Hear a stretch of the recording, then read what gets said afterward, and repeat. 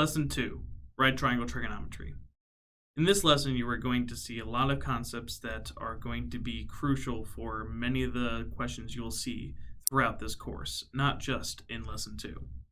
Because many things in trigonometry and in real life, you can restructure into what is called a right triangle.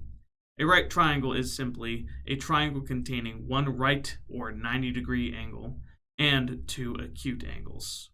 That means it has one angle measure that is 90 degrees, very commonly represented with a box, as you will see in a moment, and also two angle measures that are acute, or that are less than 90 degrees. It is true that not everything is a right triangle, and even triangles that you may see in real life are not right triangles, but they can be restructured as such, simply by drawing an altitude or a straight line through one of the angle measures. With that in mind, we can now work with right triangles and start to define various aspects of it.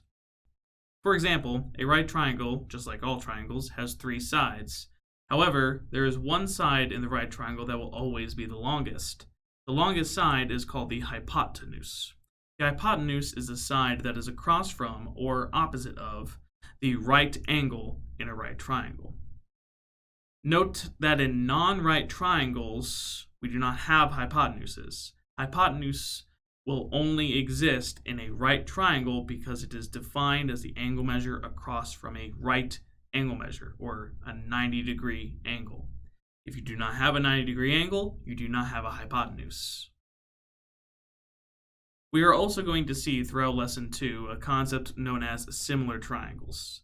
Similar triangles are triangles that have the same shape, or if their corresponding angles are congruent. Additionally, the corresponding sides of the triangle are proportional. Now, what this means is that we can have two triangles that are different sizes, so you can imagine a triangle and then a magnified version of that triangle, and we call those similar. For example, I could have a right triangle that has two acute angle measures that are 30 degrees and 60 degrees that I can draw on a small note card, a 3.5 by 5 note card. I could also draw another triangle with a 90-degree measure as well as a 30-degree measure and a 60-degree measure on a much larger piece of paper. Those two triangles are similar because they are the same shape, just different sizes. That is what is defined as a similar triangle. That concept is going to be very crucial for defining the trig functions we are going to see later in this lesson. Before we get to that, though, let's first talk about a concept that you may have seen prior to trigonometry, which is called the Pythagorean theorem. The Pythagorean theorem is a relatively well-known equation that allows us to relate the three sides of a right triangle. It is defined as the square of the hypotenuse in a right triangle is equal to the sum of the squares of the shorter sides.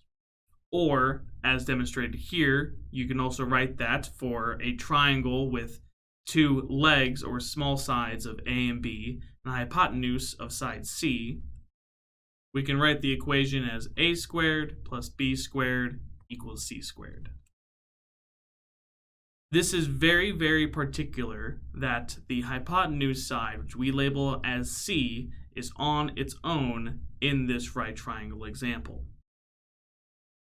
A and B, however, can be either of the two legs or the smaller side lengths in the right triangle.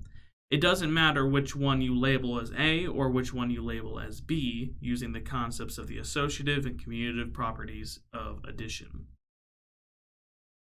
The Pythagorean theorem is going to be a very useful tool that allows us to take any two sides of a right triangle and solve for the third.